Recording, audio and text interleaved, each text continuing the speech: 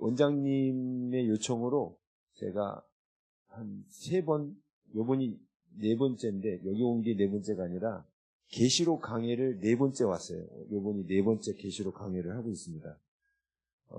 근데 이제, 계시록 강의를 쭉 하는데, 올 때마다 사람이 바뀌어가지고, 진도가 쭉 나가야 되는데, 앞에 거 설명하고, 또 다시 하고, 앞에 거 설명하고, 또 다시 하다 보니까 계속 이게 진도가 늦어지더라고요.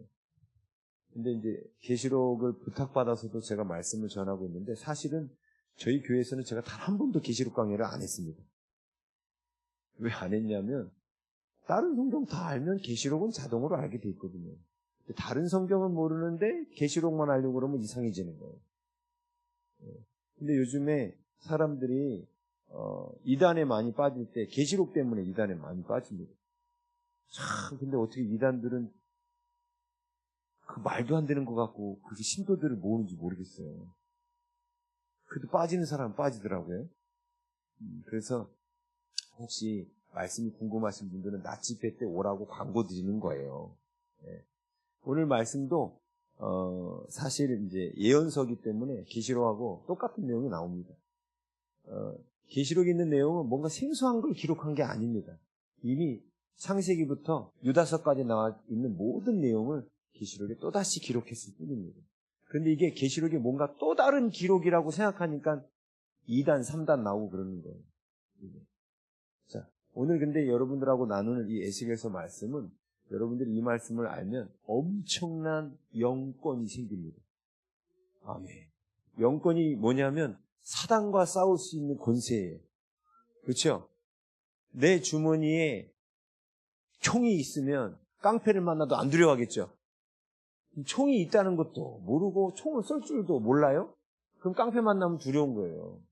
근데 하나님이 우리에게 주신 것들이 어마어마한 것들이 있는데도 불구하고 줘도 못 먹나? 뭐 이런 거 있죠? 줘도 못 쓰나? 이런 게 있어요. 하나님이 우리에게 주신 엄청난 영권. 그거를 여러분들이 꼭 이 말씀 통해서 받아가셨으면 합니다. 아멘? 예. 그 예언서 말씀, 이게 구약의 이런 예언서 말씀 보면 되게 어렵게 느껴지는데요. 어려울 거 없습니다. 아주 심플해요. 자, 오늘 에스겔서 말씀은 어떤 이야기냐면 이스라엘이 북이스라엘과 남유다로 나뉘어지죠. 그러다가 북이스라엘이 먼저 멸망하고 나중에 남유다 왕국이 멸망합니다. 자, 이스라엘이 멸망할 때 주전 605년에 1차 포로로 바벨론에 잡혀갑니다. 그리고 주전 597년에 2차 포로로 잡혀갑니다. 그리고 주전 586년에 3차 포로로 잡혀가면서 이 586년에 성전과 예루살렘이 파괴됩니다. 다 파괴되어 있대. 586년에. 오늘 우리가 읽은 이 에스겔은 바로 597년에 포로로 잡혀갔습니다. 597년에 포로로 바벨론으로 끌려간 거예요. 1차 때 끌려간 사람이 우리가 잘 아는 다니엘이에요. 다니엘이 벌써 바벨론에 가 있었고 다니엘이 간 뒤에 597년에 에스겔이 또한 바벨론 땅으로 잡혀갑니다. 잡혀가는 이야기예요. 이게 왜 계시록하고도 관련되냐면 이들이 잡혀가는 요 3차에 걸쳐서 잡혀가는 곳이 바벨론 땅이잖아요. 그렇죠? 이 바벨론이 이미 아주 오래전에 망했습니다. 나중에 페르시아 왕국에 의해서 메데 파사, 페르시아에 의해서 바벨론 나라는 망해서 역사 가운데 이미 사라진 지 오래입니다. 근데 참 재밌는 거는 계시록에 바벨론 이야기가 나와요. 그렇죠? 왜 바벨론 이야기가 나올까요? 역사 가운데 사라진 나라인데. 그 이유는 아주 심플합니다. 구약의 바벨론을 연구하라. 그러면 계시록에 나온 내용이 아주 쉽게 열려요.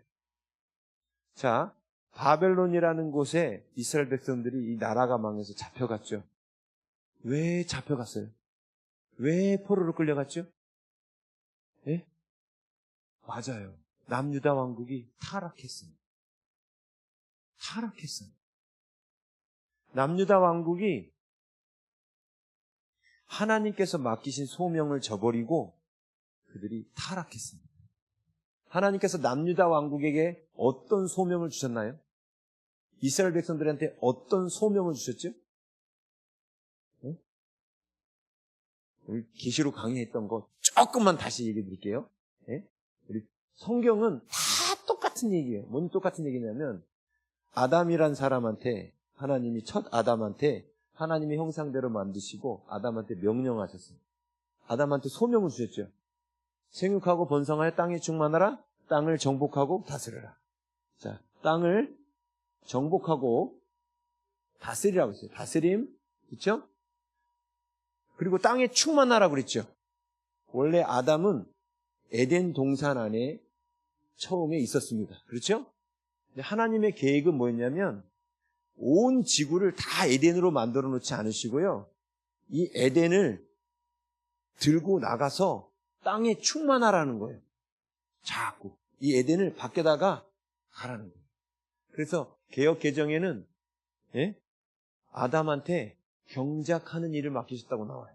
아바드라는 히브리어인데 일하다, 경작하다 다 맞는 말입니다. 그러니까 하나님께서는 에덴을 황무한 이 밖의 땅은 황폐하거든요. 이 황폐한 거 어떻게 알아요? 나중에 에덴에서 나가고 나니까 가인과 아벨이 가인이가 농사를 지어야 되잖아요. 황폐, 씨를 뿌려서 뭔가를 거둬야만 먹을 수 있는 거예요. 그렇죠? 밖에는 황폐했던 겁니다. 에덴은 아주 낙원이었는데. 근데 하나님의 명령은 뭐였어요? 예? 밖으로 나가라는 거예요. 밖으로 나가서 황폐한 땅에 에덴을 옮겨 놓으라는 거예요. 네? 이게 아담한테 주셨던 사명입니다. 그렇죠?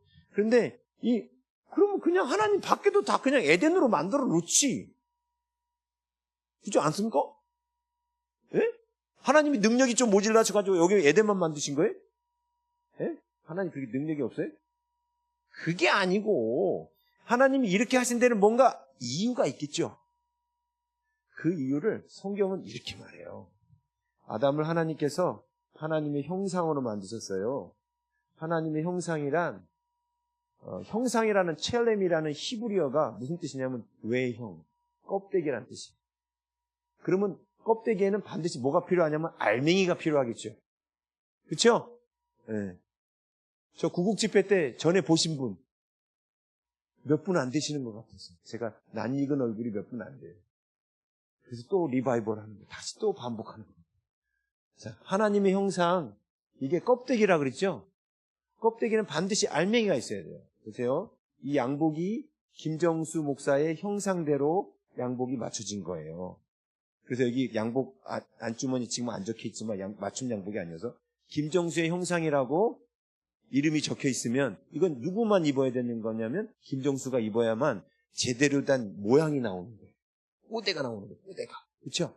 이거를 뚱뚱한 사람 갖다 입히면 옷이 터지겠죠.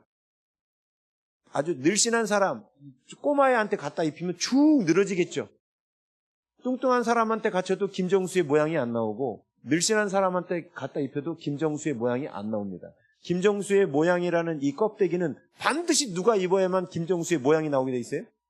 예, 김정수가 입어야만 김정수의 모양이 나오는 거죠. 근데 하나님이 우리를 만드시고 우리에게 이 네임택, 이름표를 붙여놓으셨어요. 뭐라고 붙였다고요? 하나님의 형상. 그러면 이 옷은 누구에게 입혀져야만 제대로 된 모양이 나온다는 뜻이에요? 하나님. 우리가 하나님이 알맹이신 거예요.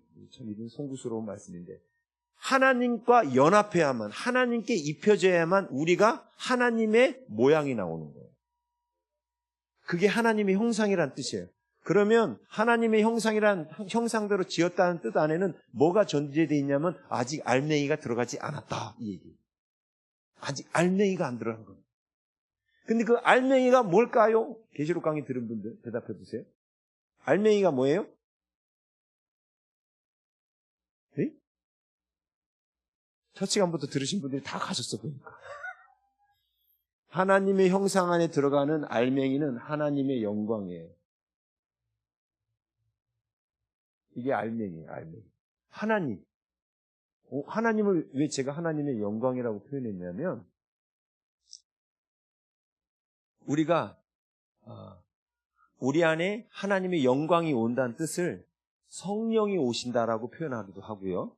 예수님이 오신다라고도 표현해요. 왜냐하면 이 영광이라는 단어가 로마서 1장 20절에 이 영광 1장 20절과 1장 23절에 이거 얘기하면 오늘 얘기 못하니까 간단하게 할게요. 영광을 하나님의 성품과 하나님의 능력이라고 그랬거든요. 창세로부터 그의 보이지 아니하는 것들, 그의 영원하신 능력과 신성이 그가 만드신 만물 안에 분명히 보여 알려졌나니 1장 20절, 1장 23절에는 그 하나님의 영광을 썩어질 버러지의 형상으로 바꿨다. 그래서 저 하나님의 성품과 능력을 하나님의 영광이라고 바울이 가르치고 있어요. 제 이론이 아니고 바울이 그렇게 가르친 거예요. 자, 그러면 우리가 하나님의 형상은 껍데기라 했죠? 그럼 알맹이가 들어가야 된다 했죠? 그럼 알맹이가 들어오면 우리가 누구를 닮게 돼 있어요?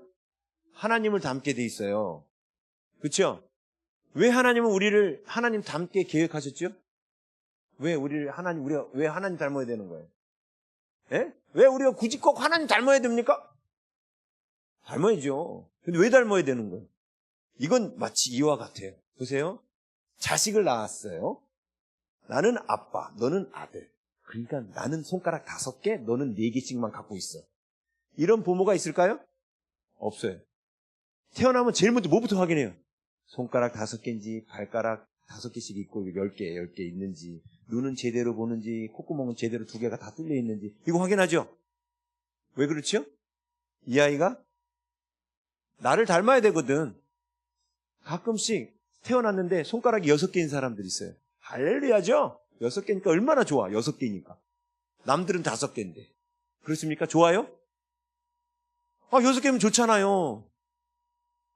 안 되죠? 손가락을 수술해서 잘라버려도 5개를 맞춰야 되죠? 그 이유가 뭐예요? 아버지 안 닮았습니다. 그렇죠? 자, 하나님이 너는 내 아들이라. 시편 2편 7절. 너는 내 아들이라. 오늘날 내가 너를 낳았도다. 하나님은 우리를 낳으시고 우리에게 뭐라고 이름 붙이셨냐면 하나님의 아들, 하나님의 딸이라고 이름 붙였어요. 그러면 부모가 자녀한테 기대하는 거. 자, 자녀는 태어나자마자 목도 못 가눕니다. 그렇죠? 근데 이 아이가 나중에 걸을 걸 기대하죠? 그렇죠? 자전거도 타고 나중에 더 크면 뭐 자가용도 타겠죠? 그런 모습을 기대하죠? 그러면서 점점 아버지를 닮아가는 거죠? 하나님이 우리를 낳으시면서 어떤 기대를 갖고 계셔요? 하나님을 닮기 원하신 거예요. 왜? 우리가 누구니까? 하나님의 자녀니까. 자녀니까 아버지를 닮아야 되는 건 당연한 거 아닙니까? 근데 그 아버지를 닮는다는 게 뭘 닮는다는 거냐? 2가지. 성품과 능력을 닮는 거예요. 아시겠죠? 그 하나님의 성품과 능력을 성경은 하나님의 영광이라고 해요. 그래서 성령님을 봐도 하나님의 성품과 능력이 보이죠. 예수님을 봐도 하나님의 성품과 능력이 보이죠. 그래서 예수님도 하나님의 영광이고 성령님도 하나님의 영광이고. 그래서 요한복음 1장 14절에는 말씀이 육신이 되어 우리 가운데 거하시며 우리가 그 영광을 보니 이렇게 나와요. 그 영광. 그 영광이라는 게 뭐냐면 구약시대 때 나타났던 그 하나님의 영광을 본다는 거예요. 오늘 본문에도 영광 얘기 나온 거 혹시 눈치채셨습니까? 오늘 본문에도 영광 얘기 나오죠? 어디 나와요? 9장 3절 그룹에 머물러 있던 이스라엘 하나님의 영광이 하고 나오죠? 하나님의 영광이 나와요. 자, 그 하나님의 영광이란 하나님의 성품과 능력이란 말입니다. 이게 껍데기인 우리 안에 들어와야 우리가 하나님의 모양이 나타나는 거예요. 제대로 된 모양. 왜? 우리는 처음부터 하나님의 모양, 하나님의 형상대로 지음받았거든요. 하나님이라는 알맹이가 채워져야만 제대로 된 모양이 나오는 거예요. 그렇지요? 그래서 이 안에 하나님 아닌 다른 것으로 채우려면 안 채워지는 이유가 생각해 보세요. 이 온 우주 만물을 창조하신 분이 우리 안에 머무시려고 공간을 비워놨어요. 그럼 공간이 얼마나 할까요? 네? 우주보다 크신 하나님이 우리 안에 들어오시려고 우리 안에 공간을 비워놨잖아요. 그렇죠? 우리 안에 있는 공간이 얼마나 할까요? 엄청 넓겠죠? 거기다 그래서 하나님 아닌 다른 것을 아무리 집어넣어도 안 채워져요. 명예를 갖다 넣어도 안 채워지고 돈을 갖다 넣어도 안 채워지고 쾌락을 갖다 넣어도 안 채워지고 아무것도 채워지지 않습니다. 술을 갖다 부어도 안 채워지고, 마약을 해도 안 채워지고, 이 세상 그 무엇으로도 여기가 안 채워질 수밖에 없는 게, 처음부터 우리는 디자인이 어떻게 된 거예요? 뭘로 채워져야 돼요? 하나님으로 채워져야만 여호와는 나의 목자시니 내가 부족함이 없으리로다. 이렇게 되는 거예요. 그래서 하나님으로 채워지지 않은 사람은 늘 헛헛해요. 헛헛하니까 자꾸 홈쇼핑하는 거예요. 그렇죠? 헛헛하잖아요. 뭐가. 홈쇼핑 할 시간에 주님으로 채워보세요. 말씀 여러분 통독한다고 말씀 열심히 읽고 나면 어때요? 그날은 그냥 뿌듯하죠. 그냥 기도도 막 깊이 들어가지고 주님으로 막 채워지면 그날은 너무 행복하죠. 그거 보세요. 우리는 하나님으로 채워져야만 행복하도록 처음부터 설계 자체가 그렇게 돼 있습니다. 그래서 하나님을 떠나서는 살 수가 없어요. 하나님이 우리 안에 들어오셔야만 우리는 행복하도록 설계 자체가 그렇게 지어져 있어요. 그래서 사람은 하나님을 떠나서는 행복할 수 없습니다. 그렇죠? 그래서 하나님은 하나님의 영광이 하나님의 형상인 아담 안에 넣으셔야 되는데 강제로 넣지는 않으셔요. 무슨 뜻이냐면 하나님의 성품 가운데 사랑이 있죠? 이게 딱 들어오면 우리가 하나님을 사랑하게 될 거 아닙니까? 그렇죠? 근데 하나님이 우리 안에 하나님의 사랑 강제로 넣지는 않으세요. 왜냐? 이건 마치 이런 것 같은 거예요. 자식이 있는데 말을 안 들어. 제가 이 약을 처방해드리겠습니다. 이 약을 먹이면 걔가 이때부터 이 약 먹고 나면요 한 달 동안 엄마 아빠 사랑의 소리 하면서 엄마 아빠가 시키는 건 다 해. 공부 열심히 하면 공부도 하고 한 달간. 물론 이 약을 먹여서 그런 거예요. 그리고 나한테 사랑한다고 맨날 아침마다 고백해. 자, 그럼 이 약 먹여서 그 사랑 받고 싶으십니까? 아니죠. 왜 안 받아요? 이건 조종하고 있는 겁니다. 최면을 건 거죠. 그래서 하나님은 우리를 만드시고 우리 안에 사랑을 강제로 집어넣지 않으셨어요. 대신에 우리 안에 자유의지를 주셨어요. 하나님을 사랑할 수도 있고 하나님을 사랑하지 않을 수 있는 자유를 주신 거예요. 그 자유를 갖고 우리가 뭘 하기 원하셨어요? 스스로 자발적으로 하나님을 사랑하기 원하셨어요. 자, 이 밤에 여러분들이 여기 원장님 눈치 보여서 오셨어요? 아니죠. 자유의지로 오신 거죠? 그렇죠. 자유의지로 오셨으니까 이 늦은 밤에 여기 올라오지, 그렇다고 여기 온다고 돈을 줘, 알바비를 줘. 아무것도 안 주잖아요. 여러분이 자유의지로 오신 거잖아요. 하나님은 이렇게 내 자유의지로 찾아야 되는 거예요. 그게 하나님을 사랑하는 사람입니다. 그래서 하나님은 우리 안에 하나님을 사랑하는 마음을 딱 넣어서 창조하지 않은 겁니다. 우리가 하나님의 사랑을 깨닫고, 하나님 날 이렇게 사랑하시네? 나도 하나님 사랑해야겠다. 이런 마음이 올라오도록. 그래서 하나님은 먼저 아담을 사랑하셨죠. 에덴부터 주시잖아요. 그렇죠? 근데 에덴을 두시면서 에덴을 주셨어요. 근데 아담이 얼마나 똑똑하고 잘났겠어요? 그죠? 처음 죄도 안 지었던 상태니까. 그죠? 그러나 하나님만큼 될까요? 맞아요. 아직 하나님만큼은 안 돼요. 근데 하나님은 지금 아담이 하나님만큼 되기를 원하시죠. 그래서 하나님은 아담에게 하나님의 성품과 능력을 주기를 원하셔요. 그렇죠? 그러면 아담이 자기 힘으로 충분히 할 수 있는 일들을 계속 해나가면 하나님의 능력을 구할 일이 있을까요? 없을까요? 없어요. 그래서 어떻게 하셔요? 땅으로 가라는 거예요. 이 에덴을 옮겨 심는 이 작업을 하라는 거예요. 땅을 정복하고 다스려라. 이 명령을 주신 목적이 뭐냐면 이 일을 하다 보면 나의 성품의 한계도 느끼고 나의 능력의 한계도 느낍니다. 이거 죄 짓기 전의 모습이에요. 그렇죠? 그 한계를 느낄 때 뭐 하라는 거예요? 하나님 앞에 구하라는 거예요. 하나님 능력을 주십시오.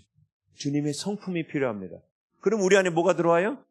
하나님의 능력과 성품이 들어오면서 우리가 점점 자라서 하나님의 모습을 담게 되기를 원하셨다고요. 자발적으로 하나님의 사랑과 하나님의 성품과 능력을 자발적으로 원하는 자가 되기를 원하셨어요. 그런데 아담이 이쪽으로 안 가고 여기 안에만 계속 머물러 있으면 하나님의 능력이 더 필요할까요? 필요가 없겠죠. 그래서 하나님은 아담한테 능력의 필요성을 알게 하시기 위해서 땅을 정복하라고 합니다. 에덴을 황폐한 땅으로 옮겨 심어라 이거예요. 경작하고 다스리라고 그러는 거예요. 예? 그러다 보면 하나님의 능력이 필요함을 알겠죠? 이게 타락하기 전 모습이에요. 그래서 아담이 타락하기 전에도 하나님은 이 일을 시키셨습니다. 에덴을 다스리며 지켜라. 그리고 기본적인 거, 땅을 정복하고 다스려라. 그렇죠? 이 땅을 정복하고 다스린다는 것은 땅을 다스림. 이게 바로 왕노릇이란 단어예요. 다스린다는 뜻이 왕노릇한다는 단어죠. 계시록에 많이 나오는 단어가 왕노릇이라는 단어예요.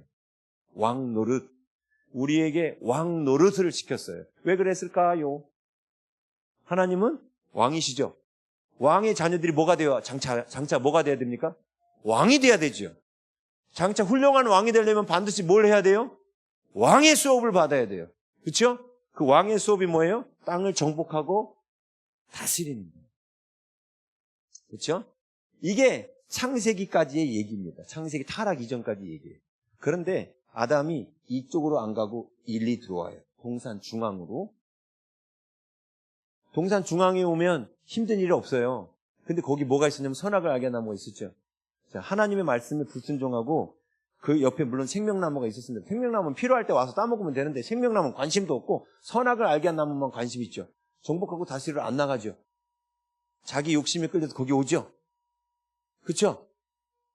그렇게 되니까 나중에 어떻게 돼요? 거기 옆에서 마귀가 속이죠. 그래서 나중에 에덴을 어떻게 됩니까? 잃어버려요. 에덴을 잃어버리고 황폐한 땅으로 쫓겨나죠. 네? 황폐한 땅으로 쫓겨났습니다. 자, 이스라엘 백성들이 아브라함, 이삭, 야곱 때까지는 족장이었습니다. 족장. 아브라함 시대에 아브라함 집에 아브라함이 거느린 싸움할 수 있는 사람만 318명이었습니다. 그러면 아브라함의 식솔들이 한 못해도 1000명 되는 거예요. 아브라함, 우리 성경 보면 아브라함, 이삭, 사라, 하갈밖에 안 나오니까 이스마엘밖에 안 나오니까 몇 식구 안 되는 것 같은데 1000명이 넘어요. 그러면 왕이죠. 1000명의 부족의 왕이. 그래서 족장이라고 부르는 거예요, 아브라함을. 네? 그러면 아브라함의 아들 이삭도 족장이죠. 야곱도 족장이죠. 그런데 요 아브라함, 이삭, 야곱 때까지는 족장이니까 잘 먹고 잘 썼겠죠. 아브라함이 얼마나 풍족한 사람이었냐면 손님이 3사람이 찾아왔는데 고운 가루 3스와로 그리고 송아지 한 마리 잡았대요. 고운 가루 3스와 참고로 아비가일이 다윗의 용사에게 대접했던 게 고운 가루 5스와로 200명을 먹였어요. 근데 3명 왔는데 고운 가루 3스와. 그 송아지 한 마리 잡았어. 미친 거 아니에요, 얘? 이게 무슨 뜻이에요? 아브라함은 왕의 생각을 갖고 있었어요. 왕처럼 섬기고 나그네를 베풀 줄 알았다고요. 그렇죠? 그런데 그 아브라함의 후손이 애굽에 들어가서 430년간 종살이합니다. 그렇죠? 그러면서 그 풍요로움을 다 잃어버리고 빼앗기죠. 마치 아담이 여기서 쫓겨난 것처럼. 그렇죠? 하나님이 다 그들한테 어떻게 해요? 그들한테 프로젝트. 다시 그들에게 에덴을 회복해 주리라.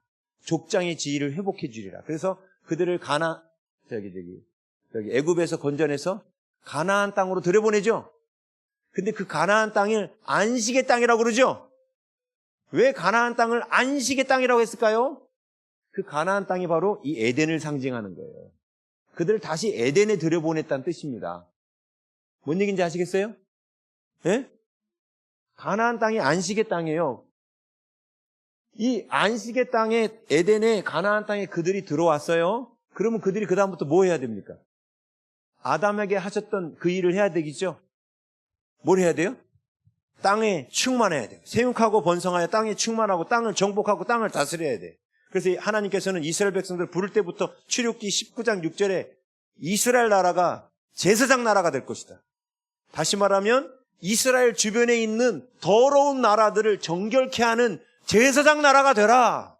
다시 말하면 하나님이 다시 회복하신 에덴, 그 가나안에서 하나님의 그 거룩함을 들고 열방에 나가서 그들을 거룩하게 해라. 이게 하나님께서 이스라엘에게 맡긴 소명이었습니다. 제사장 나라가 되는 거. 출애굽기 19장 6절에 나와요. 제사장 나라가 되는 거. 열방을 거룩하게 하는 거. 여러분, 에스겔서, 이사야서, 에레미야서 모든 서신서에 뭐가 나와요? 열방을 거룩하게 하고 열방이 돌아오는 거에 대해서 나와요. 근데 그 사명을 누구에게 맡긴 거예요? 이스라엘에게 맡겼는데 그러면 이들이 어디로 가야 돼요? 황폐한, 하나님이 다스리지 않고 마귀가 지배하고 있는 황폐한 이 땅으로 가야 되죠. 예? 아니 하나님이 직접 전도하시지 왜 이스라엘을 보내? 그 이유는 뭐라고요? 이 과정을 통해서 하나님의 영광을 주시려고. 이해되세요? 하나님의 뜻에 순종해서 황폐한 사람들, 마귀에게 종노릇하는 사람들, 가난한 사람들, 힘든 사람들한테 복음 전하고 생명 전할 때 내 돈이 모질라. 능력이 없는 거죠? 그럼 하나님 앞에 구해. 그럼 하나님 어떻게 하시겠다는 거예요? 주시겠다는 거지. 하나님은 우리가 불순종해서 돈 떨어져가지고 돈 달라고 하는 그 기도보다 하나님 저 사람 섬겨야 되는데 없잖아요. 하나님 섬기기 원하시잖아요. 주세요. 이런 기도는 엄청 기뻐하십니다.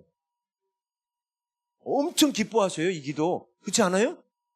왜? 하나님께서 황폐한 땅을 거룩하게 하기 위해서 하나님의 영광을 주시겠다 했거든요. 이 과정 속에서 우리가 하나님의 성품도 배우는 거예요. 우리 전도하다 보면 개떡 같은 사람도 있잖아요, 성격이. 근데도 내가 나를 어떻게 해요? 죽이고 참고 섬기죠. 아쉬운 소리 해가면서 막 김치도 막 해가지고 갖다 주고. 왜 그래요? 전도하려고. 내가 왕년에 나 같았으면 그냥 나 이렇게 돼 있으면 그냥 머리땡이를 다 뽑아버리는데 내가 지금은 그렇게 안 살아. 왜냐? 이 영혼을 전도해야 되니까. 그렇죠? 그러면서 내 안에 지금 뭐가 와요? 남들 볼 때 왕년에 이 또순이는 되게 거칠고 입도 걸걸하고 안 좋았거든. 근데 예수 믿더니만 입도 좀 친절해지고 뭔가 뭐 자꾸 베풀고 주네? 응? 뭔가 주님의 모습이 보여지지 않아요? 하나님의 영광, 하나님의 성품이 이 사람 안에 뭔가 들어가는 게 보이죠? 막 들어오고 있는데 갑자기 우리가 이럴 때가 있어요. 에이! 안 해! 나 전도 안 해! 그러면서 다시 옛날로 돌아가. 그럴 때도 있죠. 가끔씩 그럴 때 있지 않습니까? 네, 있잖아요, 솔직히. 그러면 하나님의 영광이 떠난 거죠. 네, 그래서 빨리 하나님 영광 가져와야 돼요. 우리가 하나님이 말씀하신 거에 순종해서 황폐한 땅을 거룩하게 하다 보면 하나님의 성품이 필요합니다. 그리고 하나님의 능력도 필요합니다. 단지 섬기는 재정적 능력뿐만 아니라 전도할 때 하나님 치료의 능력도 주시잖아요. 그렇죠? 하나님 많은 이적을 행하게도 하시고 능력을 주신다니까요. 우리가 전도할 때. 그래서 선교지 나가면 여러분이 선교지 나가면 많은 기적들이 나타나잖아요. 왜? 하나님의 명령에 순종해서 황폐한 곳을 거룩하게 정결하게 부욕해 하는 이 일을 할 때 우리는 하나님의 영광이 오도록 하나님 그렇게 시스템을 처음부터 아담을 통해서 보여주셨거든요. 그렇죠? 그런데 이스라엘이 이 일을 감당하도록 하나님의 영광이 이스라엘 가운데 왔어요. 어떻게 왔어요? 성전. 처음에는 성막이 왔죠? 예? 성막이 왔잖아요. 하나님의 영광이 성전에 왔어요. 자, 질문 드리겠습니다. 돌로 지은 성전이죠? 하나님의 영광이 돌로 지은 성전에 거하고 싶으셨을까요? 아니죠! 저 돌로 지은 성전이 하나님 닮기를 원하셨어요? 아니죠! 그럼 하나님의 영광은 원래 어디 임하셔야 되는 거예요? 우리 가운데 임하셔야 되는 거예요. 그런데 왜 성전에 임하신 거예요? 왜? 아직 예수님의 십자가 사건이 일어나지 않았기 때문에 하나님의 형상이었던 우리가 죄 아래 있었거든요. 더러웠거든요. 부정했거든요. 그래서 하나님의 영광이 여기 임하실 수가 없어. 그런데 하나님의 마음은 내가 너희들 가운데 임하고 싶어. 내 영광이 너희들 위해 임하고 싶어. 이 메시지를 전달하셔야 되겠죠. 그들에게. 그래서 성막을 지으라고 하셨고 성전을 지으라고 하신 거예요. 원래는 하나님 여기 임하고 싶지 않았죠. 그래서 예수님이 오셨을 때 뭐라고 그래요? 예수님이 하나님의 영광이잖아. 그래서 우리 가운데 거하시려고 했죠. 예수님이 하나님의 영광으로 오셨죠. 그래서 예수님이 성전 보고 뭐라고 그래요? 이 성전을 허물어라. 이 성전 더 이상 이제 필요 없다. 왜? 예수님의 십자가 사건으로 이제 하나님의 영광이 원래 임하려고 했던 곳 우리 가운데 임하게 됐습니다. 그래서 언제 임했어요? 오순절 마가 달았고 성령이 오셨잖아요. 하나님의 성품과 능력으로 성령이 우리 가운데 오셨잖아요. 그렇죠? 성경 끝. 창세기부터 계시록까지 다 한 거예요. 이 메시지예요, 성경은. 하나님의 영광을 우리 안에 두시고 싶은 마음. 근데 구약시대에는 하나님의 영광이 성전에 임할 수밖에 없었어요. 왜? 아직 십자가로 우리가 정결해지지 않았기 때문에. 예수님이 이 성전을 허물라고 말씀하신 이유도 이제 예수님의 십자가 사건 때문에 더 이상 돌로 지은 성전은 필요가 없기 때문에 그런 겁니다. 그때까지 이건 뭐예요? 모형이에요. 모형. 시뮬레이션. 그렇죠? 근데 이 시뮬레이션을 통해서 하나님의 영광이 임한 그 성전을 통해서 하나님이 훗날 하나님의 형상인 우리에게 하나님의 영광이 임했을 때 무엇을 해야 되는지를 가르쳐 주시려고 구약에서 성전을 지어놓으신 거예요. 그렇죠? 자, 그러면 구약시대에 하나님의 영광이 성전 그리고 예루살렘에 하나님의 영광이 머물고 있었습니다. 하나님의 영광이 머물고 있는 예루살렘은 뭐 하고 있어야 된다고 했어요? 아까 했잖아요. 제사장 나라가 돼야 된다고. 열방을 거룩하게 하는 일을 해야 된다 했죠. 근데 이스라엘 백성들이 어떻게 행동했냐면 열방을 거룩하게 하는 것이 아니라 오히려 열방의 더러움에 오염됐어요. 열방의 우상들을 가져다가 섬기면서 오히려 오염됐죠. 더러워졌죠. 급기야 성전까지 더러워졌습니다. 성전에도 우상을 갖다 놓은 거예요. 하나님이 우상 좀 치워! 그러면 어떤 왕은 막 치워. 근데 또 어떤 왕은 또 다 갖다 놔. 그게 잘했던 게 므낫세 왕이에요. 근데 하나님이 이제 더 이상 경고할 수 없어요. 이 성전 내가 파괴하리라. 이 성전을 파괴하겠다는 계획을 오늘 에스겔서 9장에 말씀하신 거예요.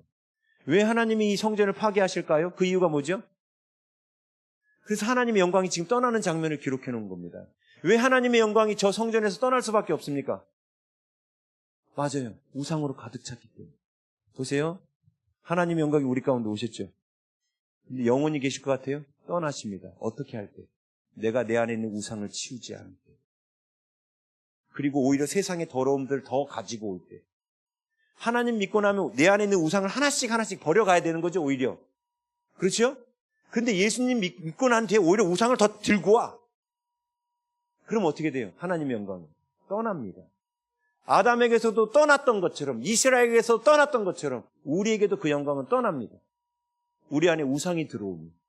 왜? 하나님은 더러운 곳에 계실 수가 없습니다. 그렇죠? 자, 이게 이스라엘 역사예요. 왜 바벨론으로 잡혀갔느냐? 그들이 하나님의 영광이 머물러야 될 성전을 더럽혔거든요. 그래서 이 성전을 파괴하고 이 3차 때 파괴된다 했죠? 파괴하고 바벨론으로 잡혀간 거예요. 2차 포로 때 에스겔은 잡혀갔습니다. 그리고 에스겔이 잡혀간 지 6번째 되는 해, 6년째 되는 해에 하나님께서 앞으로 5년 후에 이 예루살렘이 파괴될 것을 지금 8장부터 8장, 9장, 10장, 11장 파괴될 것을 환상으로 미리 보여주시는 거예요. 파괴되는 장면을. 아직은 파괴 안 된 거예요, 실제로는. 근데 환상으로 예루살렘 성벽도 무너지고 성전도 파괴되는 장면을 환상으로 미리 보여주신 거예요. 근데 미리 왜 보여주셨을까요? 내가 이 성전을 파괴할 수밖에 없는 이유. 그걸 보여주신 거예요. 내 영광이 이곳을 떠날 수밖에 없는 이유. 그것을 보여주신 거예요. 자, 그런데 이 파괴의 사건이 있을 때 에스겔에게 그 파괴하는 장면을 쫙 보여줬는데 어떻게 했냐면 예루살렘을 주관하는 천사 6이 있어요. 근데 이 천사들이 갑자기 사람을 죽이는 기계를 들라고 하나님이 명령하십니다. 사람을 죽이는 기계를 6의 천사가 들어요. 그런데 또 한 명의 천사, 7번째 천사가 있었어요. 이 천사한테는 서기관의 먹그릇을 두고 있었습니다. 서기관의 먹그릇이란 성경책 기록할 때 서기관들이 성경을 필사했거든. 지금처럼 인쇄술이 발달한 게 아니니까 다 필사해서 베꼈거든요. 그들이 들고 있는 게 먹그릇이에요. 잉크병. 근데 그 서기관의 먹그릇을 찬 천사 하나를 부릅니다. 그러면서 하나님이 뭐라고 하시죠? 오늘 본문에. 네? 자, 2절. 내가 보니 6사람이 북한한 윗문길로부터 오는데 각 사람의 손에는 죽이는 무기를 잡았고 그 중에 한 사람은 가는 베옷을 입고 허리에 서기관의 먹그릇을 찼더라. 이게 7번째 천사예요. 그들이 들어와서 노제단 곁에 서니라. 그때 하나님께서 3절에 뭐라고 하냐면 여호와께서 그 가는 베옷을 입고 서기관의 먹기를 찬 사람을 불러 4절 뭐라고 말씀하십니까? 여호와께서 이르시되 너는 예루살렘 성읍 중에 순행하여 그 가운데서 행하는 모든 가증한 일로 말미암아 탄식하며 우는 자의 이마에 표를 그리라. 자, 보세요. 하나님이 그 7번째 천사한테 뭘 시켰냐면 예루살렘 성읍을 돌아다니라는 거예요. 네? 성읍을 돌아다니면서 예루살렘에서 자행되고 있는 온갖 우상 숭배와 가증한 일 때문에 사람들이 우상에 빠져 있는 일 때문에 가슴을 치며 탄식하며 우는 사람들이 있을 텐데 그 사람들의 이마에다가 표를 하라는 거예요. 그럼 탄식하며 우는 자는 하나님 편이에요? 우상 편이에요? 하나님 편이죠? 네? 예루살렘의 그 타락한 모습 때문에 가슴을 치며 우는 자, 지금 이 자리에 계신 분들처럼 이 민족의 타락 때문에 가슴을 치며 우는 자에게 하나님은 7번째 천사를 보내서 뭘 하신다? 이마에 표를 그려요. 그렇죠? 여기서 이마에 표를 그리라고 하는 이 표라는 단어가 히브리어로는 타우를 써라 이거예요. 타우. 히브리어의 마지막 글자가 타우라는 단어입니다. 알렙이라는 글자가 첫 번째 A, 이게 알렙이라는 단어가 첫 번째 글자고 타우라는 단어가 영어로 말하면 Z, 맨 마지막 글자예요. 예? 근데 타우라는 단어가 고대 히브리어는 요 모양이 이렇게 안 생기고요. 고대 히브리어는 정확하게 타우가 이렇게 생겼습니다. 십자가 모양입니다. 십자가 모양. 자, 하나님께서 예루살렘에서 행하는 가증한 일 때문에 탄식하며 우는 자의 이마에다가 십자가 모양을 그리라는 거예요. 타우를 그리라는 거예요. 마지막 글자를 쓰라는 거예요. 마지막 글자. 그렇죠? 제가 마지막 글자라고 한 데는 이유가 있어요. 마지막 글자란 이 사람들의 믿음이 완성됐다는 뜻이에요. 그래서 마지막 글자 타우를 쓴 거예요. 하나님은 처음이요 나중이다. 알파요 오메가다. 헬라어로는 이게 알파고 이게 오메가예요. 오메가를 썼다는 뜻이에요. 그러니까 십자가 모형, 구약 성경에는 십자가 모형이지만 알파벳 서열로는 마지막 글자를 쓴 겁니다. 왜요? 그 이유를 볼까요? 왜 하나님이 예루살렘에서 행하는 모든 가증한 일 때문에 탄식하며 우는 자 이마에다가 왜 이 표시를 했을까요? 표시를 한 이유가 그 뒤에 나옵니다. 4절. 함께 읽어볼까요? 시작. 여호와께서 이르시되 너는 예루살렘 성읍 중에 순행하여 그 가운데서 행하는 모든 가증한 일로 말미암아 탄식하며 우는 자의 이마에 표를 그리라 하시고 5절. 그들에 대하여 내 귀에 이르시되 여기서 그들은 누구냐면 6명의 천사예요. 죽이는 기계를 들고 있는 6명의 천사에게 이르시되 내 귀 6명의 천사에 대하여 내 귀 여기서 나는 에스겔이고 이르시되 너희는 그를 따라 성읍 중에 다니며 불쌍히 여기지 말고 긍휼을 베풀지 말고 쳐라. 늙은 자, 젊은 자, 처녀, 어린이, 여자 다 죽이되 누구는 하지 마라. 이마에 표 있는 자에게는 가까이 하지 말라. 그러면 하나님께서 이 표를 왜 그려놓으신 거예요? 살려주려고. 심판 때 이들은 안 치시려고, 살려두려고. 표를 그리셨다는 뜻이죠? 아, 그렇잖아요. 네.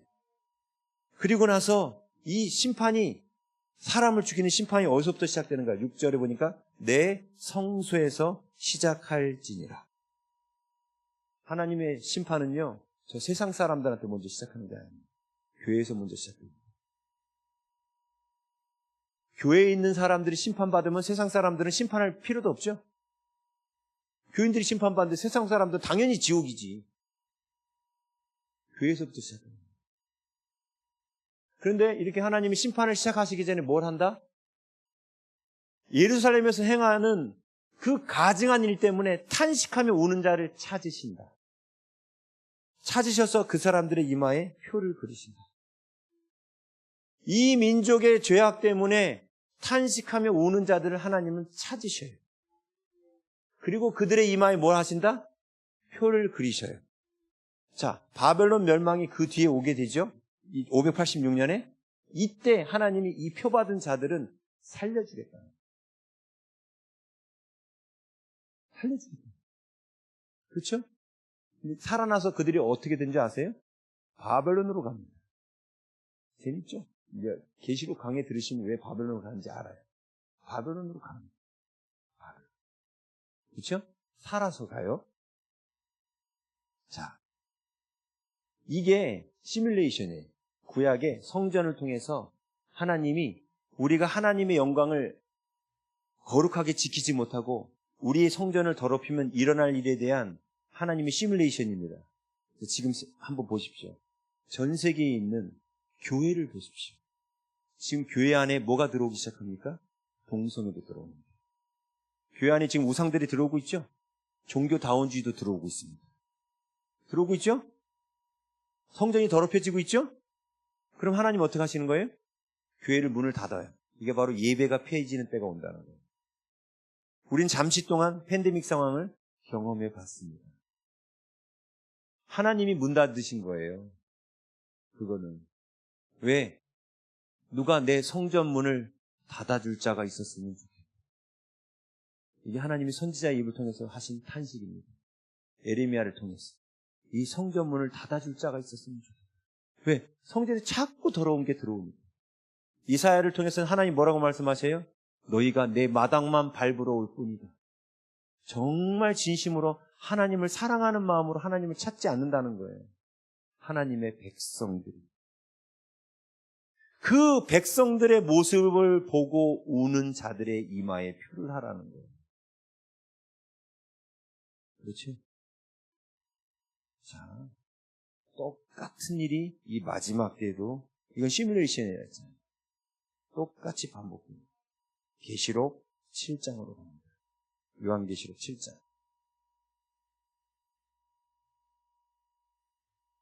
자세한 계시록 7장 강의는 다음번 집회 와서 할 것 같고요. 그냥 오늘은 간단하게만 볼게요. 7장 1절. 7장 1절. 이 일 후에 내가 네 천사가 땅 네 모퉁이에 선 것을 보니 땅의 사방에 바람을 붙잡아. 이 바람이란 에레미야 25장 32절의 심판의 도구예요. 똑같이. 땅 네 군데에서 그러니까 북, 동, 서, 남, 동서남북, 동서남북 네 곳에 바람을 붙잡고 있는 천사가 있죠. 예? 그래서 이 바람으로 하여금 땅에나 바다에나 각종 나무에 불지 못하게 하더라. 그랬죠? 예? 그러면서 2절. 또 봄에 다른 천사가 살아계신 하나님의 도장, 인이라는 게 도장이잖아요. 도장. 하나님의 도장을 가지고 해 돋는 데로부터 올라와서 땅과 바다를 해롭게 할 권세를 받은 네 천사. 이게 에스겔서에서는 6천사였죠. 그렇죠? 여기서 몇 명의 천사로? 4명의 천사로 바뀌었어요. 4천사. 왜냐하면 에스겔서에서는 예루살렘을 관할하는 천사지만 여기는 4천사는 전 세계를 관할하는 천사예요. 동서남북. 그래서 이사야서도 그렇고 하나님이 백성들을 모을 때 동서남북 4곳에서 모은다고 돼 있어요. 이 전 세계 사라는 숫자는 전 세계 열방을 뜻하는 숫자입니다. 그래서 보면은 그들이 근데 다른 천사가 하나님의 도장을 들고 해돋는 데로부터 올라와서 땅과 바다를 해롭게 할 권세를 받은 네 천사를 향하여 큰 소리로 외칩니다. 뭐라고 했죠? 3절 함께 읽습니다. 시작. 이르되 우리가 우리 하나님의 종들의 이마에 인치기까지 땅이나 바다나 나무를 해하지 말라 하더라. 자, 여기도 도장 찍죠? 서기관의 먹글 친구 이거 한 거 대신에 요즘엔 또 더 신식이야. 그냥 도장 빵빵빵 찍으면 되니까 또 빠르겠죠? 근데 똑같은 일인 거죠? 근데 지금 누구에게 도장을 찍습니까? 3절에 보니까 하나님의 종들에게 도장 찍습니다. 그렇죠? 이 하나님의 종들을 에스겔서에서는 뭐라고 표현했습니까? 예루살렘에서 행하는 모든 가증한 일 때문에 탄식하며 우는 자라고 말했어요.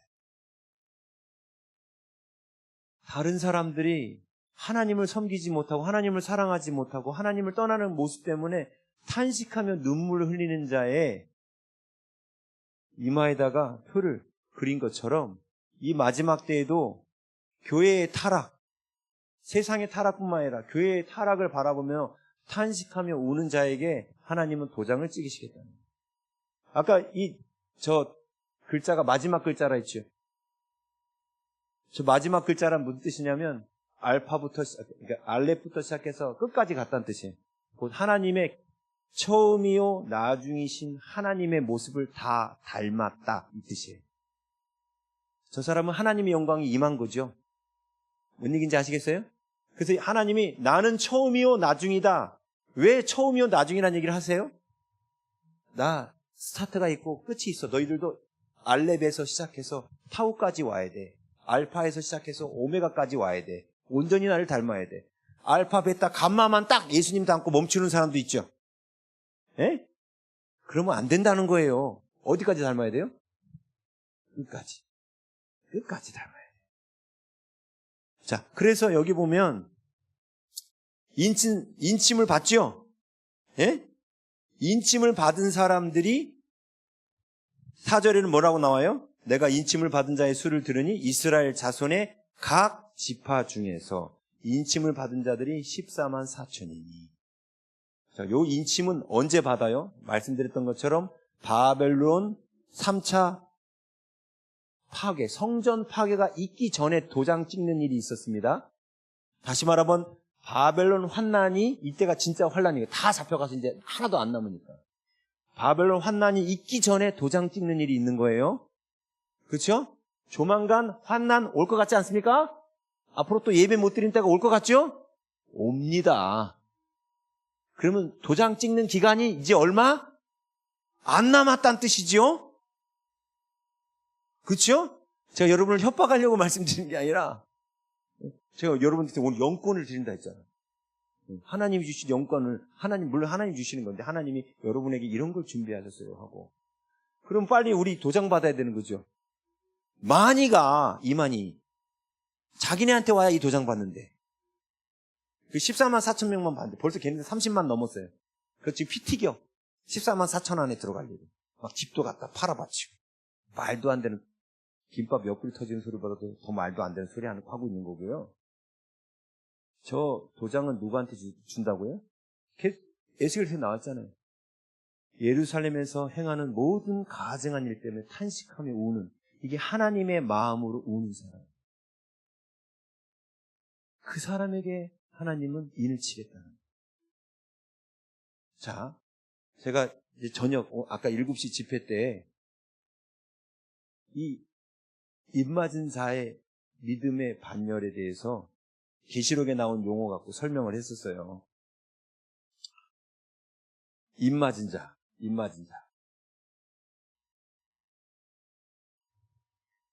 계시록에 보면 하늘에 속한 자, 땅에 속한 자, 땅, 바다 이렇게 나와요. 네? 다시 해요. 하늘에 속한 자, 땅에 속한 자, 땅, 바다 이렇게 나와요. 땅은 믿지 않는 세상 사람, 바다는 마귀의 소굴. 네? 땅에 속한 자는 예수님은 믿되 아직 종의 영성을 갖춘 사람. 종의 영성. 요거를 땅에 속한 자라고 그래요.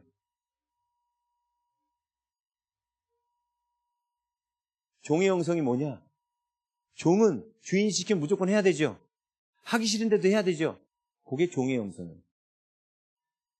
꼭 담배 끊어야 됩니까, 목사님? 이게 종의 영성이에요. 하나님이 원하는 걸 기쁨으로 하지 않고 어떻게 하면 하나님 말씀대로 안 살려고 머리 쓰는 사람들 있죠. 그게 종이에요. 하나님 말씀대로 안 살려고 머리 쓴다는 게 무슨 뜻이에요? 내 뜻대로 살고 싶은 거죠. 근데 내 뜻대로 살면 나는 내 수준에 머물러요. 근데 내가 하나님 뜻대로 살면 내가 수준이 어떻게 됩니까?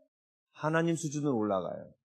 그래서 하나님 우리에게 요구하시는 하나님 수준이 좀 버겁고 힘들죠? 근데 그 말씀에 우리가 자꾸 순종하면 어떻게 돼요? 하나님 수준으로 올라가겠죠? 그래서 처음엔 순종하기가 기뻐요? 힘들어. 뭐 교회 나왔더니 뭐 주일날 주일 성수하라고 그러지, 뭐 세일 모임, 뭐 구역 모임에도 나오라고 그러지, 뭐 11조도 내놔야 된다고 그러지, 뭐 전도도 나가야 된다고 그러지, 뭐 뭐지 성경도 매일 읽어야 되고 묵상도 해야 되는데 뭐 기도는 하루에 1시간 이상을 해야 된다고 그러고 뭐 시키는 게 많아. 근데 막 강제로 해요, 처음에는. 그죠? 해야 된다니까. 강제로 하죠? 아니에요? 그것조차 안 하는 사람들도 있어. 꼭 강제로 하는 사람이기 때문에 하나님이 종의 영성 아래 두는 거예요. 시키는 대로 무조건 해. 따지도 묻지도 말고 무조건 해. 그 종의 영성. 이건 아직 성숙한 성도가 아니겠죠? 이거 물론 우리가 다 지나가는 과정 가운데 하나입니다. 그렇죠? 그런데 이 땅에 속한 자 위에 하늘에 속한 자가 있어요. 하늘에 속한 자. 이것을 계시록에서는 24장로의 반열에 올라간 사람이라고 그래요. 하늘에 속한 자. 이 사람은 어떤 사람이냐면 이 사람을 우리는 친구의 영성이라고 해요. 이제 하나님 시키시는 일이 안 힘들어. 하나님 말씀하세요. 선교 나가라고요? 알겠습니다. 하나님 감사합니다. 나가요. 안 힘들어. 왜? 종의 영성 때 하나님이 하라는 대로 열심히 해봤더니 오히려 내 삶에 더 유익이 있고 내 안에 하나님의 영광이 들어오고 있고 더 좋은 거야 이게. 그걸 깨달았지 이제. 이게 깨달아지면 그때부터 우리가 강제로 코 깨서 끌려다니지 않죠? 그때부터는 우리가 어떻게 해요? 자발적으로 순종합니다. 그렇지요? 자발적으로 순종하는 단계가 친구의 영성, 24장로, 하늘에 속한 자예요. 이것만 해도 대단한 믿음이에요. 24장로는요, 왕관을 쓰고 있어요. 아까 왕노릇 한다 했죠? 왕관을 쓰고 있어요. 근데 이거보다 더 높은 반열이 있어요. 하늘이에요, 하늘. 이게 바로 내생물의 반열이에요. 이 내생물은 신부의 영성이에요. 이게 뭐냐면, 자, 친구의 영성은 이제 하나님이 시키는 거, 이제 아무 거리낌 없이 자발적으로 순종하죠. 근데 하나님이 이걸 왜 시키는지는 몰라. 그래도 일단 순종은 해. 그죠? 근데 기쁜 마음으로 순종하다 보면 하나님이 이걸 왜 시키는지 일하면서 보여요, 그게. 강제로 끌려가는 사람은 일하면서도 안 보여요, 그게. 그쵸? 강제로 하는 사람은. 근데 기쁨으로 하는 사람은 일하면서, 하나님이 그래, 이거 나 시켰구나 하고 보여요. 요게 친구 영성이었고, 근데 이게 많이 보였어. 하나님은 이럴 때 이걸 원하시는구나. 하나님은 이럴 때 이걸 원하시는구나. 이제 하나님 말씀하지 않아도 하나님의 마음을 다 알아. 요게 신부의 영성이에요. 누가 그랬어요? 모세가 그랬잖아요. 내가 이 백성을 멸하리라. 이게 하나님 진짜 마음이에요? 아니죠. 그러니까 모세가 그거 알죠? 그게 뭐라고 그래요? 차라리 제 이름을 생명책에서 지우시고 이들을 살려주십시오. 말리죠? 이게 신부의 영성이에요. 그게 내생물의 반열이에요. 자, 14만 4천 인침을 받은 사람은요, 최소한 여기 이상 올라가야 돼요. 그게 14만 4천입니다. 이 14만 4천 안에는 단지파가 빠져 있어요. 왜 단지파가 빠졌는가? 잘 보세요. 자, 원래 이스라엘이 12지파죠? 12지파 가운데 잘 보세요. 12지파 가운데 단지파가 빠지면 몇 지파가 돼요? 11지파가 되는 거예요. 그럼 11지파가 돼야 되는데 여러분이 그 밑에 있는 본문을 읽어보면 12이에요. 12예요. 왜 12가 됐을까? 네? 여기 보니까 뭐가 들어왔냐면 7장 7절에 레이지파가 들어왔어요. 레이지파. 하나 더 중요한 거. 7장 6절에 므낫세 지파라고 있죠. 그렇죠? 그 다음에 7장 8절에 요셉 지파가 있죠. 7장 8절에 요셉 지파 나와요. 이게 성경 지식이 없으시면 조금 힘드실 텐데 이 정도 지식은 갖고 계시리라 믿습니다. 자, 요셉에게는 두 아들이 있었죠. 하나는 원래는 차자였는데 에브라임이 장자의 복을 받았죠. 에브라임, 그죠? 그리고 장자인데 차자의 복을 받은 므낫세가 있었죠. 원래는 요셉이 들어가야 되는데 얘네 둘이 들어가면서 그럼 13이 돼야 되잖아. 근데 누가 빠졌어요 그때? 레위가 빠졌죠. 레위가 빠졌잖아요. 그래서 12를 맞췄죠. 그렇죠? 근데 오늘 계시록에 보니까 레위가 들어왔네. 레위가 들어왔죠. 7장 7절에 보면 레위가 들어왔잖아요. 그리고 에브라임과 므낫세가 들어왔어요. 그러니까 므낫세가 들어왔는데 에브라임 대신에 이걸 요셉이라고 써놨습니다. 에브라임이라고 안 써놓고. 그렇죠? 왜 이렇게 했을까요? 대신에 그러면 빠진 지파가 있다는 뜻이야. 단지파가 빠졌어요. 단지파가 빠졌죠? 지금 에브라임이라고 안 써놓고 요셉이라고 쓴 이유는 훗날 이제 에스겔서 48장에 나와요. 에브라임 지파도 사라지고 므낫세 지파도 사라지고 요셉 지파로 바뀝니다. 그리고 단 지파도 들어오고 레위 지파도 들어옵니다. 보여드릴게요. 에스겔서 48장. 에스겔서 48장. 맨 마지막 장이에요. 에스겔서 48장. 새 예루살렘 성문에 기록된 12족속의 이름이에요. 어떻게 기록됐나 보세요. 48장 31절. 48장 31절부터 보겠습니다. 그 성읍의 문들은 이스라엘 지파들의 이름을 따를 것인데, 이게 새 예루살렘에는 동쪽에 3개, 남쪽에 3개, 서쪽에 3개, 문이 3개씩 있죠? 똑같아요. 그 장면이에요, 지금. 근데 보세요. 문 이름이 첫 번째는 르우벤, 그쵸? 장자니까. 아니, 장자가 아니라 아무튼 서열상 르우벤, 그 다음에 유다, 레이가 들어왔죠? 레이가 들어오면 13이 되잖아. 그럼 요셉, 므낫세, 에브라임 둘 다 들어오면 안 되는 거죠? 그 다음에 뭐라고 되는 거 보세요. 32절에. 동쪽의 너비는 4,500척이니 또한 문이 셋이라. 하나는 요셉으로 바뀌었죠. 그리고 그 뒤에 므낫세나 에브라임은 없습니다. 제가 지금 뭔 얘기했는지 지금 헷갈리시죠? 이 얘기예요. 자, 지금 14만 4천이 누구냐면 그 12지파예요. 근데 그 12지파에 단지파는 빠져 있어. 근데 12이라는 숫자는 맞추고 있다는 거예요. 맞췄는데, 맞추려면 레이가 들어와야 되는 거죠. 단지파가 빠졌으면 레이가 들어오면 12지파가 맞는데, 에브라임, 므낫세 대신에 그러면 레이가, 그러니까 에브라임하고 므낫세를 둘 다 적지 말고 요셉을 적어야 되는 거예요. 원래는. 그렇죠? 그리고 요셉을 적고 레이가 들어오면 11지파가 되는 거죠. 요셉을 적고 레이가 들어오면 11지파가 되는 거예요. 그죠? 근데 지금 단지파가 빠졌잖아. 그럼 단지파 빠진 자리를 누가 채워줘야 되죠. 그래서 요셉 지파에 므낫세를 적어놓은 거예요. 이게 무슨 뜻이에요? 임시적이라는 뜻이에요. 언제까지? 단지파가 돌아올 때까지 므낫세가 12의 숫자를 유지하고 있다는 뜻이에요. 단지파가 돌아오면 므낫세가 사라져서 요셉 지파로 통일됩니다. 그래서 요셉이라는 이름을 기록한 거예요. 지금 제 말 때 이해하셨어요? 네, 최대한 쉽게 하는데. 네. 그래서 지금 제가 보여드린 거예요. 여호와 쌈마라는 새 예루살렘의 모습에 문에 이름이 적힌 족장의 이름이 요셉도 있고 레이도 있더라는, 이게 완성된 모습. 여기 안엔 단도 돌아와요. 단지파도. 어디 나와요? 단지파가 32절. 요셉 문이요 하나는 베냐민 문이요 하나는 단 문이며 나오죠? 이게 완성된 새 예루살렘의 모습이에요.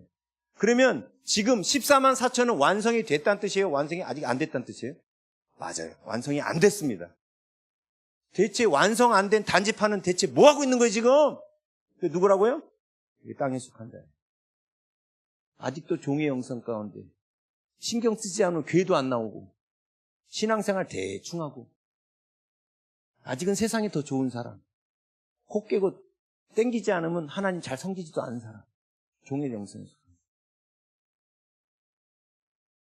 자, 보세요. 14만 4천이 입맞은 사람들이었죠. 예루살렘에서 행하는 모든 가증한 일 때문에 탄식하며 우는 자라 했죠. 이 사람들은 성숙한 신앙인이라 했죠. 예? 자, 이 표현이 여기서 인을 맞았다라는 그 인이라는 단어가 성경에는 항상 2개 나와요. 이 왕관도 사단이 쓰는 왕관이 있고 성도가 쓰는 왕관이 있어요. 2개가 나와요. 아까 했어요. 근데 인도 2가지가 있어요. 하나님의 백성에게 치는 인이 있고 사단이 치는 인이 있습니다. 지금 하나님의 백성에게 치는 이 인을, 이 도장을 스프라기조라고 그래요. 스프라기조라고 하고, 이게 어디 나오느냐? 지금 7장 3절에 나왔죠? 이 스프라기조를 또 찾아볼게요. 요한복음 6장 27절. 요한복음 6장 27절. 스프라기조예요. 자, 함께 읽습니다. 시작. 썩는 양식을 위하여 일하지 말고 영생하도록 있는 양식을 위하여 하라. 이 양식은 인자가 너희에게 주리니 인자는 아버지 하나님께서 인치신 자니라. 예수님은 도장이 꽝 쳐져 있는, 여기서 스프라기조가 나옵니다. 예수님은 이마에 도장이 있다는 거예요. 무슨 뜻이에요? 예수님은 완벽한 하나님의 형상이거든요. 하나님의 형상, 완벽한 하나님의 영광이 있는 완벽한 하나님의 형상이죠. 완성됐잖아. 그래서 예수님이 머리에도 뭐가 찍혀 있어요? 인이 찍혀 있어요. 근데 우리가 예수님 닮으면 어떻게 돼요? 우리 이마에도 똑같은 인이 찍히는 거예요. 그래서 지금 이미 예수님 이마에도 인 찍혀 있는 거 보이시죠? 이게 스프라 기조예요. 그 다음에 에베소서 1장 13절. 에베소서 1장 13절. 함께 읽습니다. 그 안에서 너희도 진리의 말씀 곧 너희의 구원의 복음을 듣고 그 안에서 또한 믿어 약속의 성령으로 인치심을 받았다. 자, 에베소서 말씀 얘기하면 조금 긴데 에베소서 1장 3절부터 13절까지 내용을 보면 4개의 동사가 나옵니다. 네? 그러면 창세전에 택하시고 우리를 죄 사하셨고 우리를 기업이 되게 하셨고 마지막이 인치셨다예요. 지금 이거 뭘 보여주는 것 같아요? 다시 불러드릴게요. 창세전에 택하시고 우리의 죄를 사해 주셨고 우리에게 하나님의 기업을 물려주셨고 성령으로 인치셨다. 자, 이 4가지가 뭘 보여주는 것 같습니까? 우리를 불러서 우리가 성숙하는 과정을 보여주는 거예요. 그렇죠? 그 마지막 과정이 되면 뭘 해요? 도장을 찍어요. 도장을 찍어요. 성령으로 도장 찍는다고 나오지 않습니까? 성령으로 도장 찍는 믿음, 바로 전에가 기업을 맡기시는 믿음이에요. 이 기업을 맡겼는데 이거 갖고 왕노릇 잘하나 못하나 그걸 맡기시는 믿음. 기업을 맡겼더니 이거 갖고 자기 배만 위하고 우상숭배에 빠지잖아. 그래서 하나님이 황폐하게 만든 거예요. 하나님이 건강도 맡기고 재정도 맡겼는데 황폐한 곳에 가서 거룩하게 하고 에덴을 확장하라고 맡겼는데 자기 배만 위하고 우상숭배에 빠지니까 인침으로 못 가는 거예요. 기업을 맡긴 뒤에. 근데 거기서 하나님이 말씀하신 대로 정복하고 다스리는 일, 우상숭배 안 하고 정복하고 다스리는 일을 하면 어떻게 돼요? 인침을 받아요. 그렇죠? 이게 스프라 기조예요. 장성한 자가 되면 하나님 우리 이마에 도장을 찍으셔요. 자, 도장을 찍혔으면 여기 뭐라고 써 있겠죠? 뭐라고 써 있는지 아세요? 모르겠죠? 하나님이 왜 여기다 도장을 찍어 놓으실까? 자, 잘 보세요. 구약시대에 도장이 크게 2종류가 있었습니다. 양치기들이 자기 양을 관리하기 위해서 도장을 갖고 있었어요. 옆집 양하고 들판에 섞이면 안 되잖아. 자기 양에게 표시하기 위해서. 그래서 야곱이 도장이 있었던 거 알죠? 저기 유다가 다말한테 도장 넘겨주잖아요. 그죠? 그게 양들한테 찍기 위한 도장이에요. 자기 소유를 확인하기 위한 도장. 오케이? 그런데 이 도장을 갖고 있는 또 다른 목적으로 도장이 하나가 있었는데 뭐냐면 레위인들이 갖고 있는 도장이에요. 레위인들은 어떤 목적으로 도장을 갖고 있냐면 하나님 앞에 예물을 드리러 양이나 염소가 이런 거 갖고 오죠? 그러면 머리부터 발까지 검사를 해야 됩니다. 왜? 흠 있는 걸 하나님께 드리면 안 돼. 그래서 레위인이 검사를 한 다음에 얘가 흠이 없구나.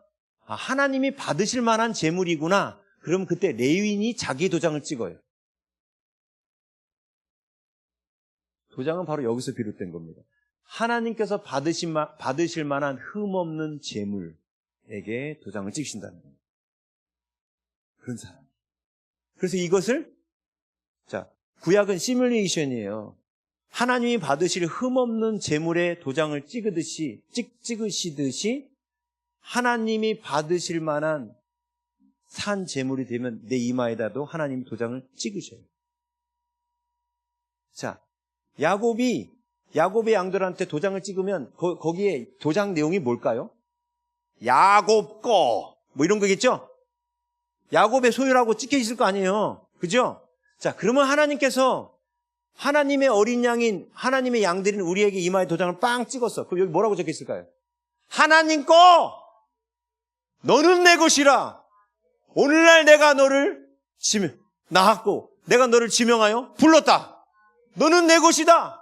그래서 여기다가 아예 하나님 거 하나님 이렇게 적어놔요. 여러분이 책에다가도 자기 이름 적어놓잖아요. 여기서 하나님, 예수님 이렇게 적어요. 어디 나와요? 계시록 14장 4절.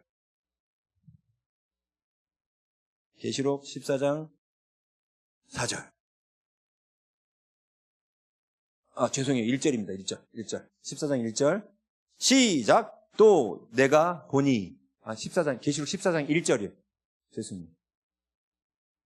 14장 1절 14장 1절 시작. 또 내가 보니 보라 어린 양이 시온산에 섰고 그와 함께 14만 4천이 서 있는데 그들의 이마에는 어린 양의 이름과 그의 아버지의 이름을 쓴 것이 있더라.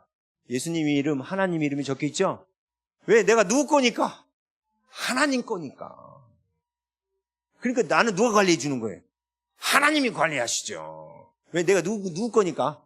하나님 거니까. 근데 아무한테는 안 찍어줘요. 아무한테는 안 찍어줘요. 근데 하나님은 탄식하며 우는 자까지 돼야만 찍어줘요.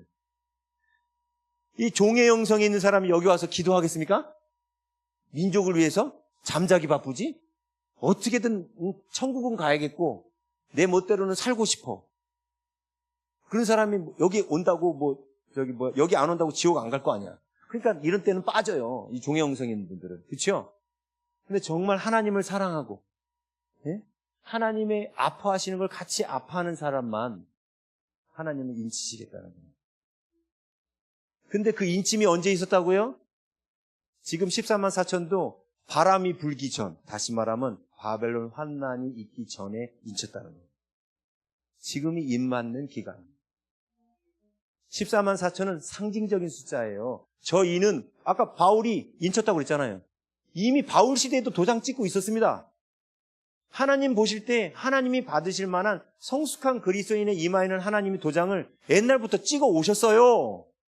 그러면 여태까지 교인 수가 14만 4천밖에 안 돼요? 14만 4천은 상징적인 수예요. 12 곱하기 12 곱하기 1000. 이게 수비학입니다. 이스라엘이 쓰는 수비학. 숫자를 통해서 메시지를 전달하는 수비학이에요. 수비학. 천년왕국의 천도 거기 천에서 나온 거예요. 12 곱하기 12 곱하기 1000에서 나온 거예요. 수비학. 숫자를 통해서 메시지를 전달하는 거.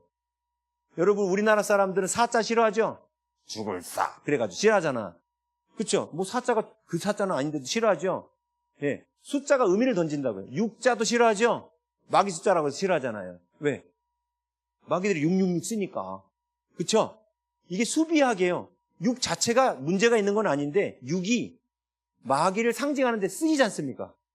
왜 6이 마귀를 상징하는 데 쓰인지 아세요? 예? 하나님의 숫자는 몇이에요? 7이죠? 왜 7이에요? 왜 하나님의, 그게 왜 완전수예요? 이유가 뭐예요?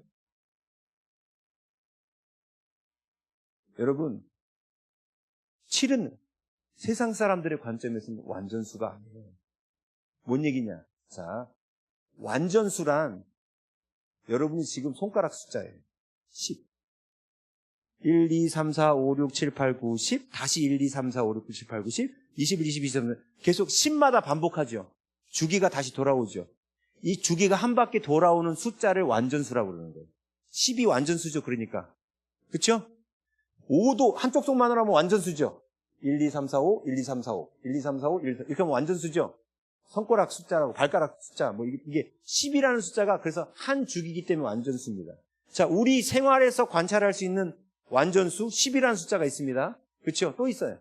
우리 생활에서 관찰하는 완전수 30. 달이 30일마다 주기가 돌아오죠. 커졌다, 작아졌다, 커졌다, 작아졌다. 30일마다. 그렇죠? 이것도 완전수예요. 또 우리 생활에서 발견할 수 있는 가장 긴 완전수가 있어요. 기간이 12.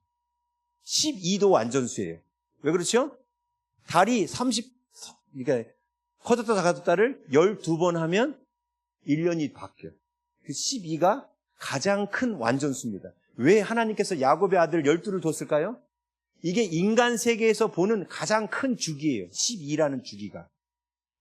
그래서 야곱의 12아들, 예수님의 12제자인 거예요. 12아들 모습에는 12모습이 들어있는 거예요. 12를 다 합치면 한 모습이 나오는 거예요. 야곱 한 모습. 뭔 얘기인지 이해하셨어요? 12도 완전수고 30도 완전수고 10도 완전수고 그런데 7이 있어요? 우리가 관찰하는 거예요? 없죠. 근데 왜 우리를 7을 완전수라고 하는지 아세요? 일주일이 몇 일이죠? 7일. 갑오경장 이전에는 우리나라는 일주일이 5일이었습니다.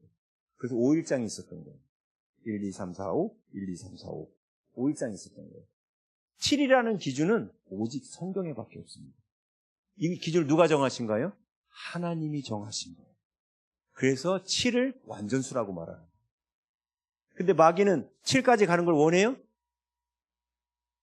대충 믿어. 교회만 나가면 돼. 하늘에 땅에 속한 자.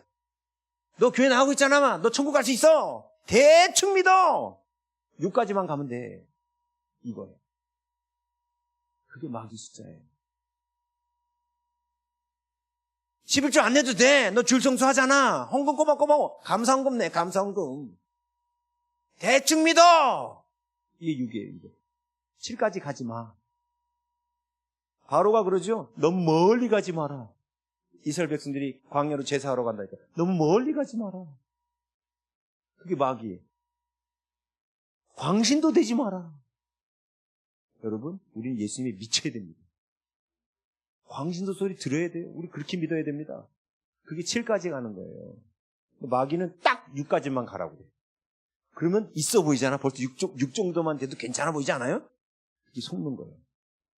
우리는 아니 아까 그랬잖아요. 손가락이 5개 해야 되는데 4개로 태어나도 괜찮아요?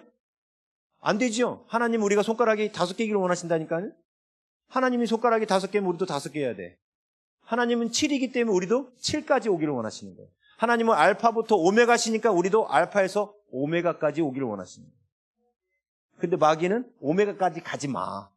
좀만 가. 6까지만 가. 이게 마귀의 유혹인 거예요. 그래서 6을 마귀 숫자라고 하는 겁니다.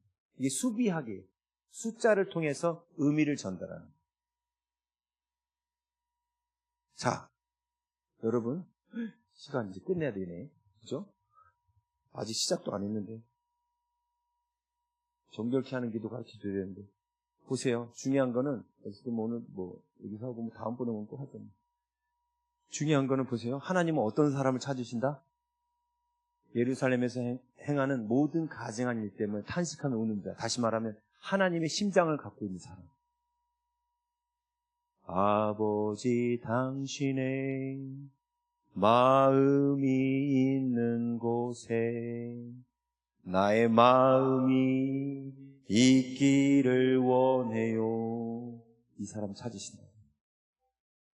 이 기도를 하는 사람을 하나님은 원하십니다. 하나님께서 바라보시는 곳을 함께 바라보고 우리 아이들을 여러분 자녀들을 키울 때 자녀들이 언제 철들었다고 그래요?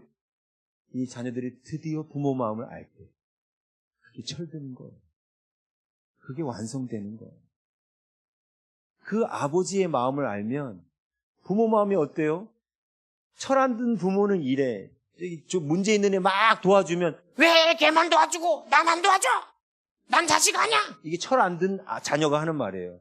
철든 자녀는 어떻게 해요? 엄마 내가 더 도울 거 없어? 엄마 마음 힘들지 걔 때문에 내가 더 도와줄게. 나한테 말해. 엄마 그게 돕기 너무 힘들잖아. 내가 더 도와줄게. 이게 철든 자식이죠? 그런 자식이 없어요? 요게 철든 자식이잖아요. 요게. 그죠? 철 안 든 자식은 똑같아야지. 쌤. 왜 이러는 거야? 날 차별하는 거야? 뭐야 이거? 그렇죠? 철 안 든 자식은 그래요. 근데 엄마가 왜 얘한테 더 주는 거예요? 이유가 뭐예요? 힘드니까. 얘는 집은 집도 없고 맨 사골 때만 사니까 넌 그래도 집이라도 있잖아. 넌 집이라도 있으니까 너한테는 유산 1억이지만 얘한테는 내가 2억 주는 거야. 집이라도 좀 사는데 보태라고. 그런 게 어딨어? 형제는 다 똑같지? 이게 뭐예요? 철없는 자식이에요.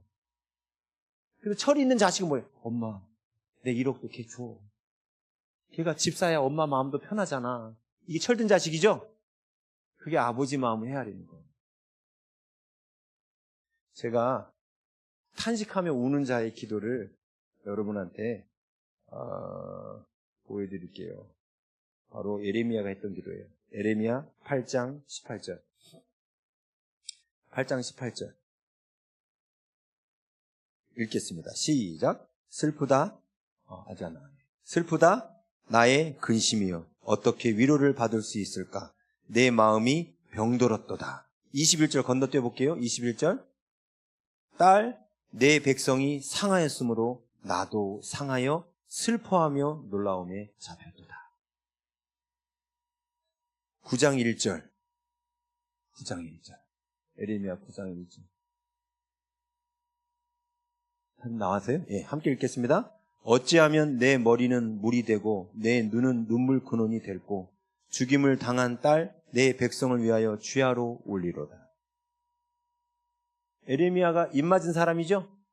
에레미야가 탄식하며 울고 있죠. 에레미야는 3차 포로 때까지 예루살렘에 있었거든요. 탄식하며 울고 있죠. 근데 그 당시 대부분의 사람들은 그렇지 않았습니다. 그렇죠? 시간이 너무 늦어서 여기서 끝내야겠네요. 여러분, 우리가 주님의 마음을 품어야 돼요. 근데 하나님이 이렇게 좋은 분이구나를 우리가 언제 아냐면 종이 영성 과정을 반드시 거쳐야 돼요. 우리 아이들한테 보면 추울 때 따뜻한 옷 입고 나가! 그러죠. 근데 애들은 홈생홈사. 고등학교 애들은 막 짧은 거 최대한 올리고 막 겨울채도 막 이러 나가죠. 말 안 듣고 나가면 어떻게 돼요? 결국 감기 걸려서 들어오잖아. 그죠? 우리 교회 그 부목사님 그 아들이 시완이라고 있어요. 얘가 엄마가 들어오면 항상 손을 씻기고 세수한 다음에 재웠거든요. 얘가 귀찮다고 엄마 나 안 씻고 잘래 하고 한 거예요. 그래서 엄마가 그냥 재웠어요. 실패를 통해 가르치고 재웠어요. 근데 얘가 자다가 새벽에 자다가 일어난 거야. 얼굴이 가려워서 안 씻고 자니까 막 가려워서. 그래서 엄마가 깨워서 엄마 얼굴이 너무 가려워. 아, 너 안 씻고 자서 그래. 그래서 어떻게 했어요? 그 새벽에 가서 세수를 한 거야. 그리고 나와서 이제 푹 잤죠. 자, 얘는 이 일을 겪기 전에는 엄마가 매일 세수하라는 게 귀찮았죠? 예? 종이 영성이란 말이에요. 세수하는 게 귀찮아. 엄마 눈치 보여. 귀찮아서 그냥 엄마한테 안 올려고 겨우겨우 씻었단 말입니다. 그렇죠? 나중에 안 씻어 보니까 어떻게 돼요?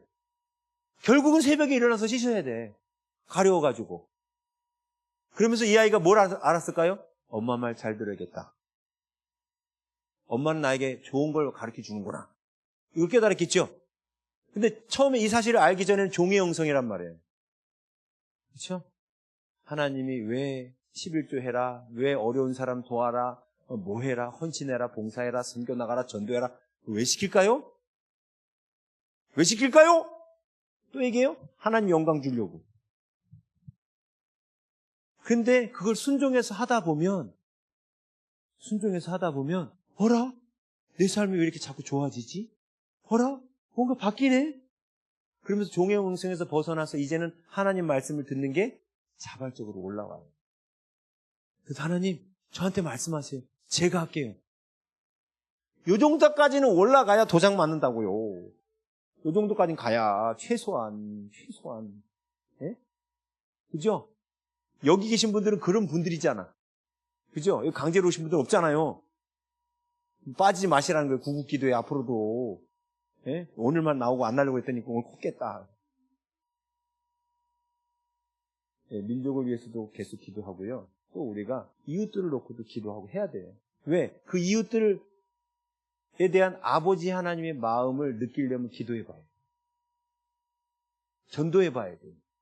막 띵깡 피우고 막 교회 올 듯 하다가 안 와. 속상하죠? 아버지도 속상하시고. 그렇죠? 그 마음을 자꾸 느끼며 하나님의 성품이 들어오는 거예요. 하나님의 성품이 들어오면 하나님의 능력은 자동으로 와요. 하나님의 성품이 있는 사람한테 능력 맡기면 탈 나겠어요? 탈이 안 나요. 근데 하나님의 성품은 없고 능력만 맨날 구하는 사람들이 있어요. 또 하나님 하도 안 주면 나 죽을 거야 하면서 막 떼쓰니까 하나님 또 어떻게 해요? 사랑이 많으셔서 줘요. 성품도 안 되는데 하나님이 너무 착하셔. 줘. 근데 어떻게 돼요? 성품도 없는데 능력 받은 사람들 교만해지잖아요. 그죠? 오히려 그게 걸림돌 되잖아요. 여러분한테 능력 안 온 걸 감사하세요. 왜? 뭐가 준비 안 된 거예요? 성품이 준비 안 된 거예요. 그럼 성품이 준비됐다고 생각하시면 능력 달라고 하세요. 주실 거예요. 하나님, 저 섬기고 싶어요. 저 나누고 싶어요. 하나님, 제가 저 사람 기도해서 저 사람 치료받는 거 보고 싶어요. 저 사람 회복되는 거 보고 싶어요. 그럼 주셔요. 아버지의 심장을 갖고 있는 이들에게 주님은 마음껏 주기를 원하십니다. 아멘? 주의 마음부터 품어요. 주님의 마음이 온 사람의 이마에다가 도장 찍으시고 하늘에 속한 자를 올라오시고